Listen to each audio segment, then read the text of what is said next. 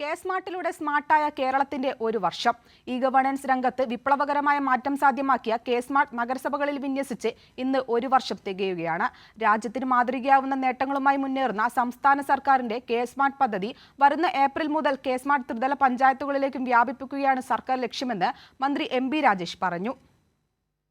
ആദ്യഘട്ടങ്ങളിലെ പ്രശ്നങ്ങൾ അനായാസം തരണം ചെയ്ത് രാജ്യത്തിന് മാതൃകയാകുന്ന നിലയിലുള്ള നേട്ടങ്ങളുമായാണ് ഇ-ഗവേണൻസ് രംഗത്ത് വിപ്ലവകരമായ മാറ്റം സാധ്യമാക്കിയ കെ-സ്മാർട്ട് മുന്നേറുന്നത്. കെ-സ്മാർട്ടിലൂടെ സ്മാർട്ടായ കേരളം ഒരു വർഷം പിന്നിടുമ്പോൾ നിരവധി നേട്ടങ്ങളാണ് കൈവരിച്ചത്. ഓഫീസ് സമയം മാത്രം 7.5 ലക്ഷത്തോളം ഫയലുകളും അവധി ദിവസങ്ങളിൽ 1.5 ലക്ഷം ഫയലുകളും തീർപ്പാക്കി. മിനിറ്റുകൾക്കുള്ളിൽ ജനന, മരണ, വിവാഹ സർട്ടിഫിക്കറ്റുകൾ ആവശ്യക്കാർക്ക് ലഭ്യമാക്കി. അപേക്ഷ ലഭിച്ച 1 മണിക്കൂറിനുള്ളിൽ സേവനം നൽകിയത് 5 ലക്ഷത്തോളം ഫയലുകളിലാണ്. ഒരു വർഷത്തിനുള്ളിൽ കെ-സ്മാർട്ട് മുഖേന നഗരസഭകളിലേക്ക് 1759 കോടി രൂപ ലഭിച്ചു. തുടങ്ങി നിരവധി സേവനങ്ങളാണ് പദ്ധതിയിലൂടെ ജനങ്ങൾക്ക് ലഭ്യമായത്. എളുപ്പത്തിൽ സേവനം നൽകുക എന്നതിനൊപ്പം ജീവനക്കാരുടെ ജോലിഭാരം വൻതോതിൽ കുറയ്ക്കാനും പദ്ധതിയിലൂടെ കഴിഞ്ഞുവെന്ന് മന്ത്രി എം.ബി. രാജേഷ് പറഞ്ഞു.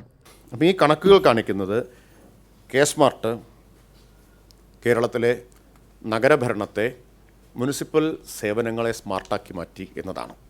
ഈ കെ-സ്മാർട്ട് നടപ്പാക്കിയതോടുകൂടി ഡിജിറ്റൽ ഗവേണൻസ്, ഓൺലൈൻ സേവനങ്ങൾ ഉറപ്പാക്കിയതോടുകൂടി 10 to 5 എന്ന ഓഫീസ് സമയം തന്നെ നമുക്ക് പുനർനിർവചിക്കാൻ കഴിഞ്ഞു എന്നുള്ളതാണ്.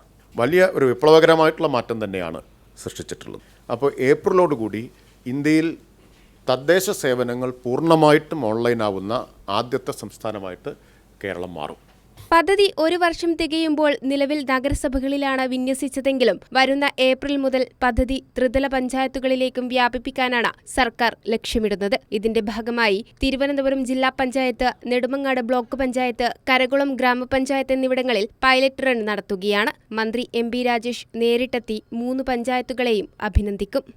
കൈരളി ന്യൂസ്, തിരുവനന്തപുരം.